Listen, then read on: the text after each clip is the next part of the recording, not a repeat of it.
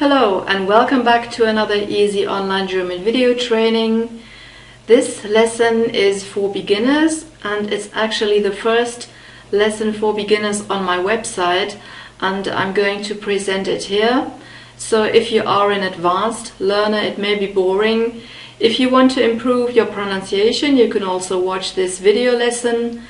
So let's start with a little conversation. Mrs. Schmidt meets Mrs. Williams and they have a little conversation. Mrs. Schmidt asks if she speaks German, and then she answers, yes, I understand a little German. And then Mrs. Schmidt asks, are you American? And she says, no, I'm English.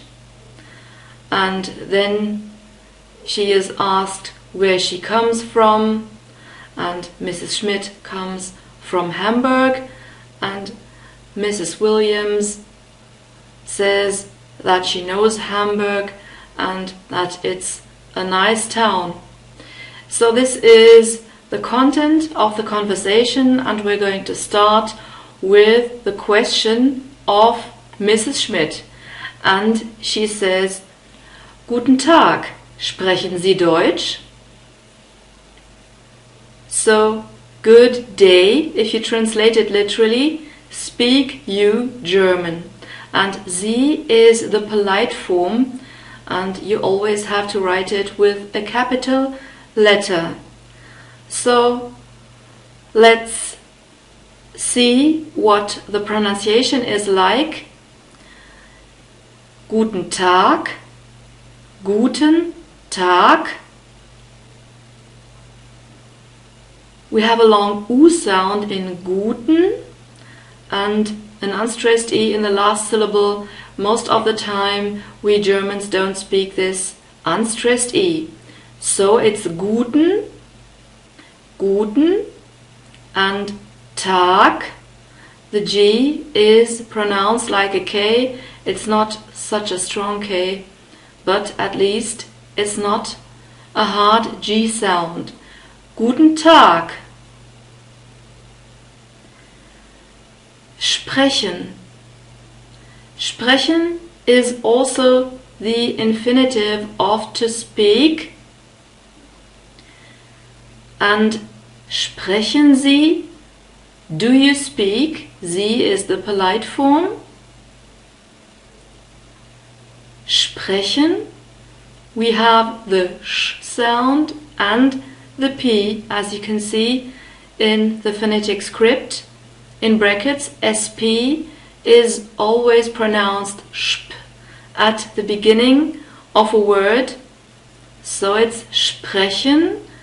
And a problem sound may be the guttural R, which is rubbed between the uvula and the back part of the tongue. So it's not a rolled R. This R is not rolled at the back, but rubbed. So it's not R, it's R. Okay, so you have to bring the sh sound and the P, which is produced in the front, and the guttural R together somehow. Sprechen.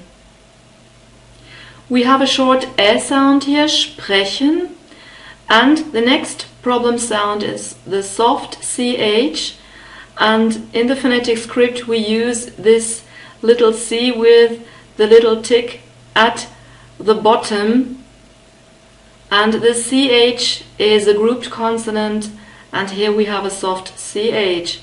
Sprechen. If you whisper the word yes, so don't use your vocal cords. Yes, yes. This is the sound. And the next word, Sie, the polite form for you. Sie. It's a soft S and a long E sound. In the phonetic script we use a double point or colon to express that we have a long sound or a long vowel in a word. So Sie, we have a diphthong, and this is the IE diphthong.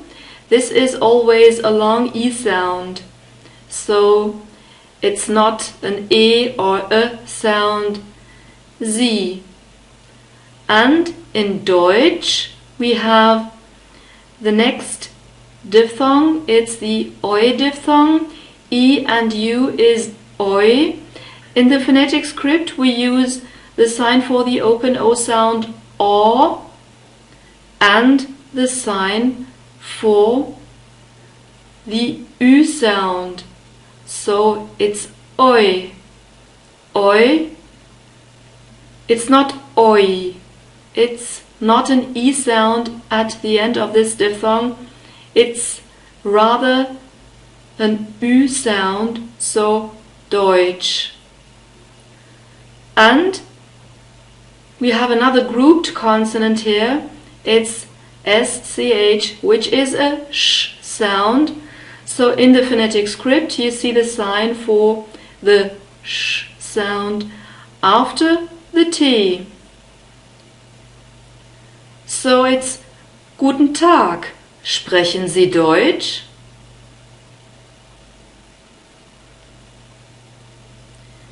And it's important that we have the predicate first when we have a question, and then comes the subject. So it's Sprechen Sie. Guten Tag. Sprechen Sie Deutsch? The next sentence is a normal positive sentence. Mrs. Williams answers, I understand a little German. And she says, ich verstehe ein bisschen Deutsch. I. We have a short E sound. I. It's not E, it's I. Ich. And we have the soft CH sound. So try to whisper yes, yes. And you will get very close to this sound. Ich verstehe. Verstehe. The V is pronounced like an F. You can see this in the phonetic script. And we have the E sound again and a central R sound, which is slightly more constricted than a normal R sound. So not as open. Verstehe. ST is also pronounced sh and t, so similar to SP, sp, we have st. We have this when ST or SP stands at the beginning of a word. Now we have verstehen, so it's not at the beginning, but it's in the middle of the word. However, the word verstehen is derived from the verb stehen, to stand. And ver is a prefix. So similar to stand and understand, we have stehen and verstehen in German. Verstehen. We have a long E sound. In the script we have an E and the colon, which means that it's a long vowel, and we have an unstressed E, so ich verstehe. The H is a lengthening H, and this means that the H is only there to make the vowel in front of it long. so the H itself is not spoken. Ich verstehe. Ein bisschen means a little. Ein bisschen. We have the I diphthong in the word ein.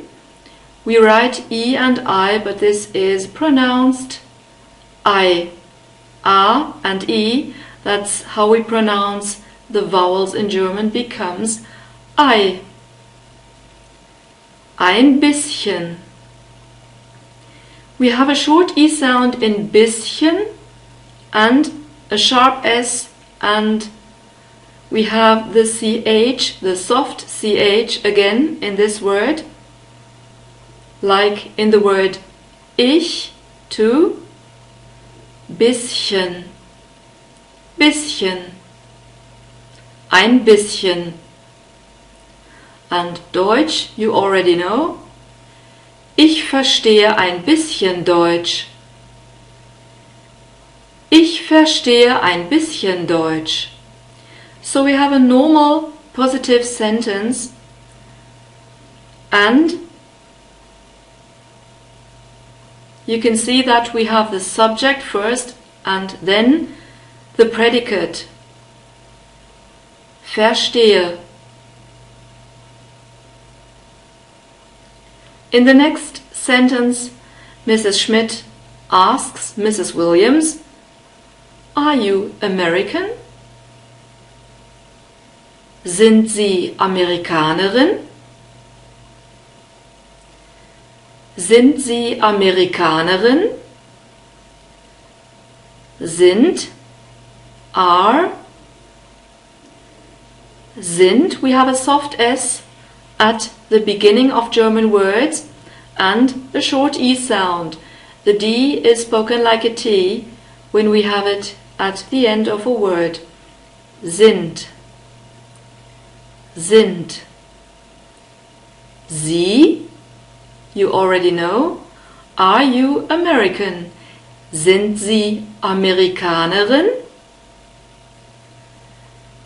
Amerikanerin is the female word for American. Amerikaner would be the male form, but here we have a woman, so we use the ending en or I and n, and this is the ending for female forms. Amerikanerin contains two guttural R sounds, so rub it at the back, between the back part of the tongue and the uvula. Don't roll it, so it's not r, it's r. You just have to make this channel between uvula and the back part of the tongue a little more narrow. Amerikanerin. And the stress is on the fourth syllable, Amerikanerin. We have a little tick in the phonetic script, and most of the time the stress is on the first syllable in German words, but sometimes it can also be different, especially when we have foreign words. So here it's Amerikanerin. Sind Sie Amerikanerin? Are you American? And we have a female form here. And Mrs. Williams answers, "No, I am English." And we also have a female form again. "Nein, ich bin Engländerin." Nein, ich bin Engländerin. Nein, the word for no, we have this I diphthong again, E and I, but we pronounce it I. Nein. We have the word ich, which means I again. Bin, ich bin, I am. We have a short E sound in bin too. Ich bin, I am. Engländerin. Engländer would be the male form and Engländerin is the female form. Here we have the stress on the first syllable, Engländerin. We have a short S sound in this word and we have the N sound because we have the combination of N and G, and we also have a special sign in the phonetic script, Engländerin. We have a second ä sound after the L and an unstressed E sound and a short E sound at the end, Engländerin. Nein, ich bin Engländerin. Nein, ich bin Engländerin. And then Mrs. Williams asks Mrs. Schmidt, und woher kommen Sie? And where do you come from? And where from come you is the literal translation. So she asks, und woher kommen Sie? Und is and we have a short U sound in this word, the U sound, und the D is spoken like a T again. Und. The next word is woher, where from. Woher. The German W is always pronounced like the English V sound. We have a long O sound. Woher, O, woher, and the H is pronounced in this word because with the E we have a full vowel following the H in the middle, so we don't have a lengthening H here. Woher. So we have a long E sound after the H and a central R sound, so it's this R sound which is slightly more constricted. Und woher kommen Sie? Woher? Kommen. Kommen is the word for to come. Sie kommen, you come, it's the polite form, and we have a question again, so we have the predicate first and then the subject. Kommen contains an open O sound or, it's the same sound we have in morning, but in German it's always a short sound. Kommen. Kommen. Sie, you already know. It means you, but it's the polite form. Und woher kommen Sie? And where do you come from? Und woher kommen Sie? And then Mrs. Schmidt answers, ich komme aus Hamburg. Ich komme aus Hamburg. Ich komme, I come. Ich, you already know. And komme, aus. We have the diphthong au in this word, A and U becomes Au. Hamburg, Hamburg, Hamburg. The stress is on the first syllable, like in most of the German words, and then we have a short U sound, again the O sound, and the R is pronounced like an unstressed E sound, so Hamburg, Hamburg. And the G is pronounced like a K because we have it at the end of a word. Ich komme aus Hamburg. And by the way, we do pronounce the H at the beginning of a word or syllable. So Hamburg is a word which is pronounced with an H at the beginning. And Mrs. Schmidt asks Mrs. Williams, "Do you know Hamburg? Kennen Sie Hamburg? Kennen Sie Hamburg?" Literally, know you Hamburg. So we have the predicate at the beginning again. The predicate is everything which belongs to the verb of a sentence, and then comes the subject. Kennen, to know a person or a city. Kennen Sie Hamburg? We have a short E sound in this word and the unstressed E in the last syllable. Sie you already know, and Hamburg you also know, so kennen Sie Hamburg? Do you know Hamburg?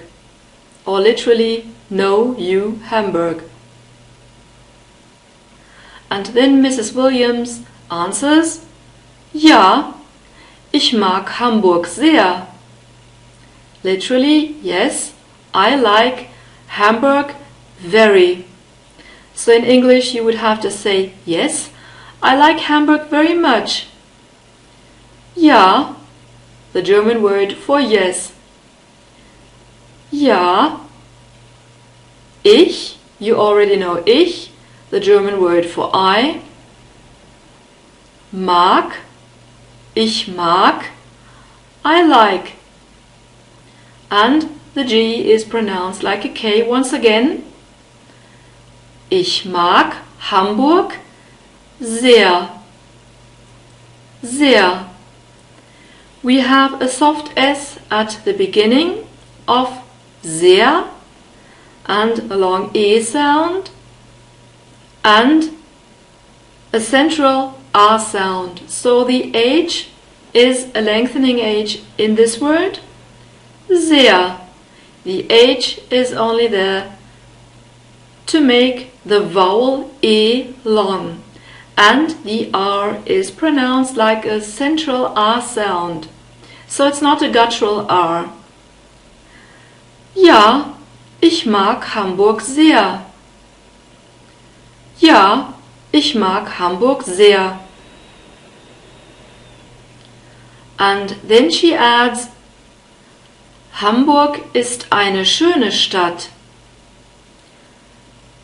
Hamburg is a nice city.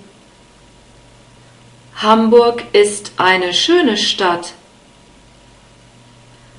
Hamburg is a nice city, so Hamburg is, Hamburg ist. Ist with a short E sound. Eine schöne Stadt, a nice city. Schön is beautiful or nice, and in this sentence we have the nominative form of a noun, eine schöne Stadt. So we have to decline the adjective and the article. Eine schöne Stadt. Eine is the female form of ein, so it's the undefined article. Eine is the female form. Schöne, we have a special sound, it's the Ö sound. So it's a mix of E and O, and the trick is you say E with rounded lips but leave the tongue where it is. E, schöne, schöne, and the corners of the mouth have to be tensed. So it's not O, this is a protruded roundedness, but Ö is a compressed roundedness.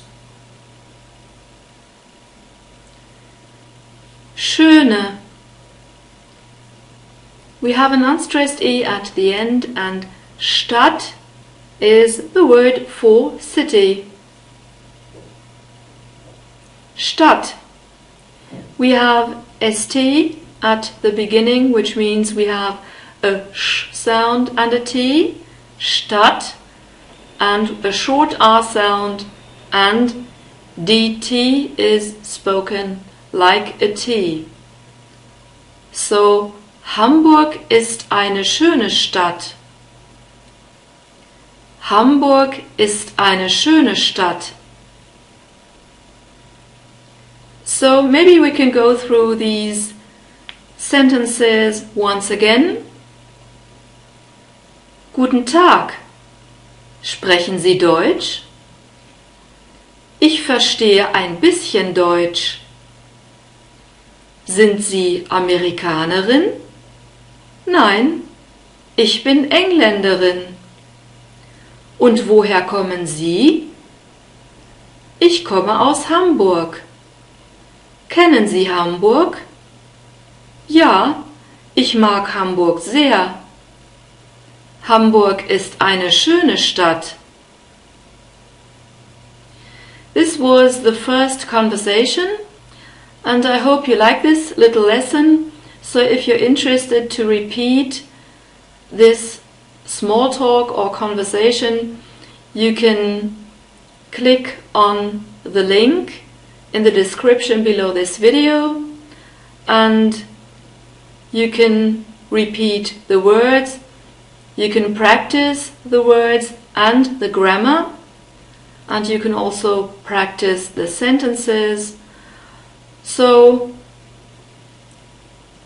this was all for today, and stay tuned for the next German lessons. For today I say bye bye, take care, or as we say in German, tschüss.